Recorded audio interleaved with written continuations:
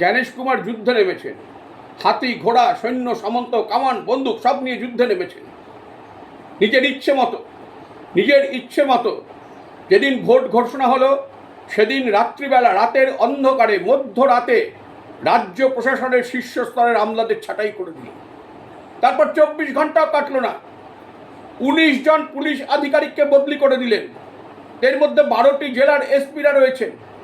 শোনা যাচ্ছে উনি হুমকি দিচ্ছেন, ধমকি দিচ্ছেন যে ওর যাকে ইচ্ছে হবে তাকে বদলি করবেন, যাকে ইচ্ছে হবে তার বিরুদ্ধে ব্যবস্থা নেবেন। পারলে ভাবখানা এমন, পারলে রাজ্যের নির্বাচিত মুখ্যমন্ত্রীকে বদলি করে দিয়ে উনি নিজের পছন্দের ব্যক্তিকে মুখ্যমন্ত্রীর পদে বসান। কেন করছেন এসব জ্ঞানেশ কুমার? করছেন একটাই উদ্দেশ্যে, যে বাংলা দখল করতে হবে।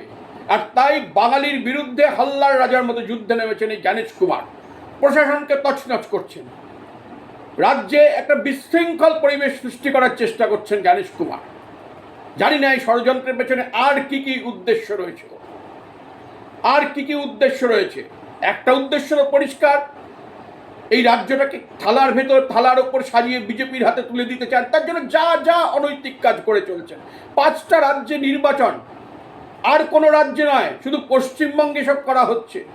সব থেকে বেশি কেন্দ্রীয় বাহিনী পাঠানো হচ্ছে পশ্চিমবঙ্গে, সব থেকে বেশি পর্যবেক্ষক 400 পর্যবেক্ষক পাঠানো হচ্ছে পশ্চিমবঙ্গে।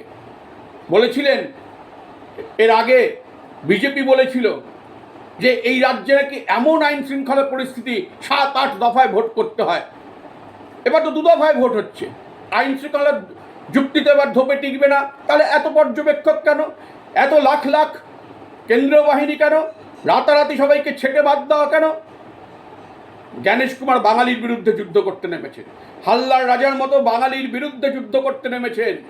বাংলার প্রশাসনকে তছনছ করে বাংলায় এক বিশৃঙ্খল অবস্থা সৃষ্টি করতে চাইছেন।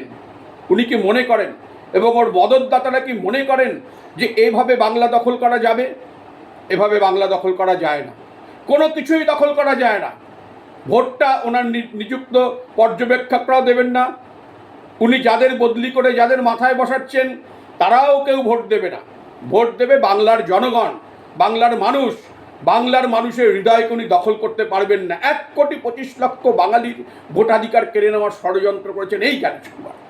এখনো 60 লক্ষ বাঙালি বিচারাধীন, জানেন না তারা ভোটাধিকার, তাদের ভিতর কতজন ফেরত পাবেন, কতজন পাবেন না। একটা অসমাপ্ত ভোটার তালিকা নিয়ে উনি ভোট করাতে চাইছে। এই জ্ঞানেশ কুমারকে বাঙালি ভোট দেবে না।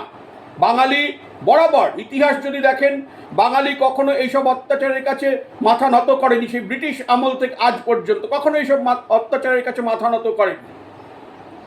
আজও বাঙালি এই অত্যাচারের কাছে মাথা নত করবে না। বাঙালির রক্তে আছে বিদ্রোহ, বাঙালি বিদ্রোহ করবে এবং বাঙালি বিদ্রোহের ভিতর দিয়ে জ্ঞানেশ কুমারের এই অত্যাচারের জবাব দেবে। এভাবে ভোট করিয়ে জেতাতে পারবেন না উনি যাদের জেতাতে চাইছেন।